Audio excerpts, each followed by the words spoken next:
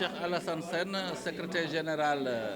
de la FGTSA, et membre de la coalition FGTS. Est-ce que vous pouvez revenir sur le but de cette conférence de presse? Oui, nous avions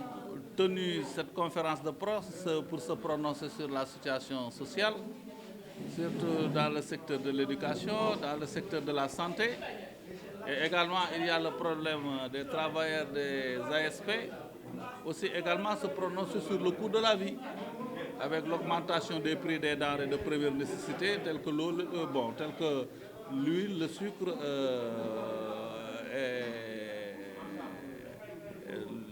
et le riz.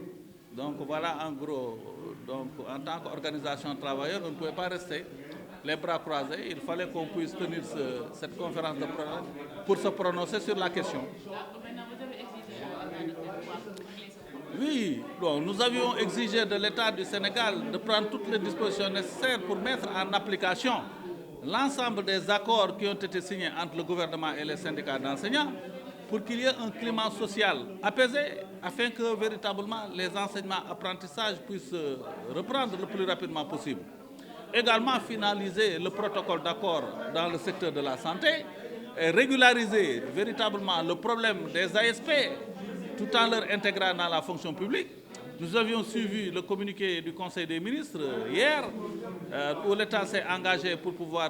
diminuer les prix des denrées de première nécessité, tels que l'huile, tels que le sucre, tels que le riz. Mais aussi également, nous demandons véritablement une application immédiate. Et également, en plus de cela, véritablement procéder à une baisse conséquente des prix des services de consommation tels que l'électricité, tels que l'eau, tels que le téléphone.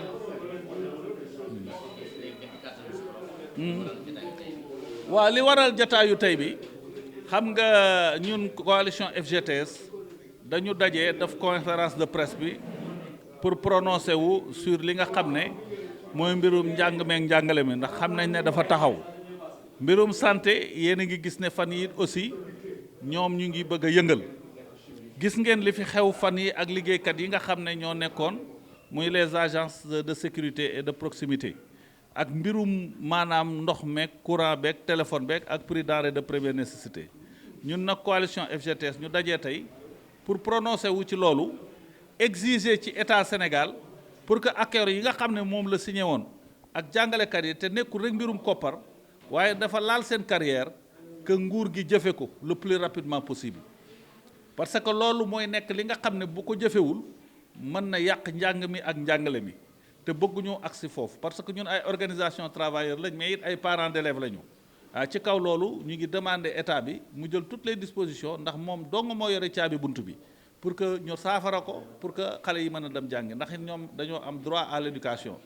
muy wàllu santé aussi gis ngeen ne problème mu santé bi it ñu ngi yëngu ndax am na ci ay protocole d'accord yoo xam ne defar nañ ko tënk ko surtout ak waa ànd gësëm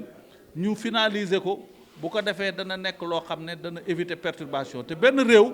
mënul a développer sans l'éducation et la santé bu ñu saafaraa problème mu liggéeykat yooyu muy santé ak éducation yaakaar naa jàmm mën naa am beneen bi ci desit muy ASP yi ñoom xam ngeen ne li ñu leen teg du yoon te dëppoowul ak yoon dëppoowul ak la législation du travail dëppoowul ak loi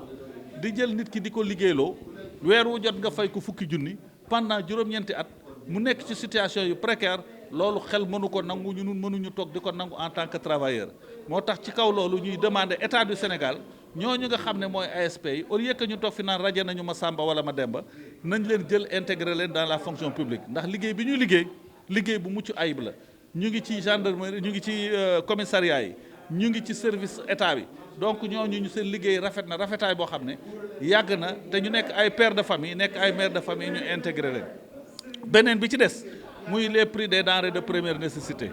conseil des ministres annoncé nañ ne sax ne dañ koy wàññi bon mais dañoo bëgg bu rek loo xam ne dañuy def communiqué rek mais nañ ko appliquer le plus rapidement possible te ñu bañ a yem foofu li nga xam ne mooy jëfandikoo ndox